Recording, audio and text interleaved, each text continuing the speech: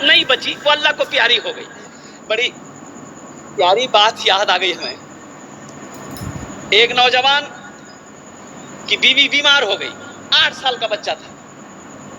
کئی سال کا بچہ ہے؟ 8 سال کا بچہ ہے، بیوی بیمار پڑ گئی، کافی علاج کیا، نہیں بچی، وہ اللہ کو پیاری ہو گئی۔ اللہ کو پیاری ہو گئی، یہ کی بیٹا 8 سال کا بچہ ہے۔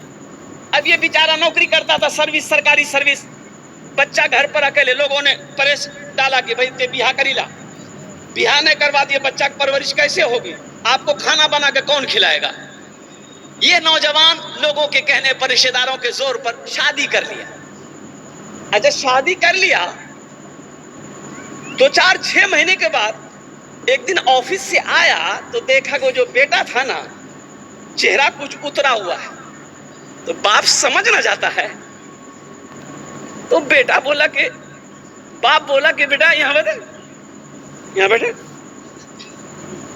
اے تو چہرہ اتر لو سی کی بات ہے، کوئی بات ہے کیا؟ اور سنو 8 سال کا بچہ کہتا ہے کہ نہیں بابا کوئی بات نہیں۔ باپ نے کہا کہ نہیں بیٹا کوئی بات تو ضرور ہے، تیرا چہرہ بتا رہا ہے، کوئی بات تو ضرور ہے۔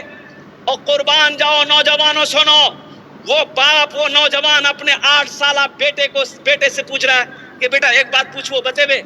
بولا کہ ہاں بابا بولا۔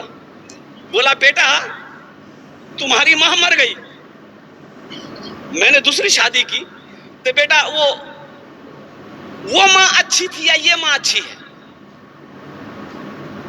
تو بچہ کہتا ہے کہ بابا وہ جو ہمار میاں چھلن لی وہ جھوٹ بولی چھلے، اس سچ بولی۔ تو باپ نے پوچھا کیسے کیسے؟ تو بچہ بولا کہ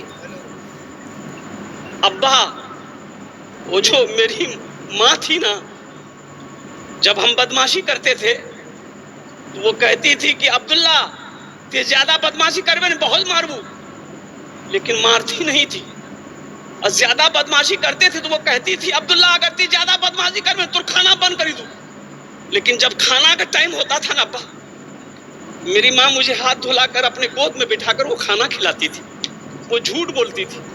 یہ جو نئی ماں ہے نا یہ سچ بولتی ہے، بولتی ہے کہ بدماشی کرو گے ماریں گے تو یہ مارتی ہے، اور بولتی ہے کہ تمہارا کھانا بند کر دیں گے یہ کھانا بند کر دیتی۔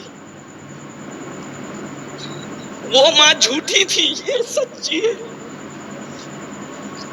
نوجوان کی آنکھوں سے آنسو جاری ہو گیا بیٹے کی بات سن کر۔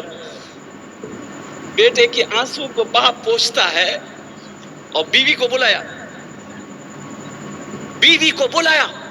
بولا میں نے تم سے جو نکاح کیا کس وجہ سے کیا؟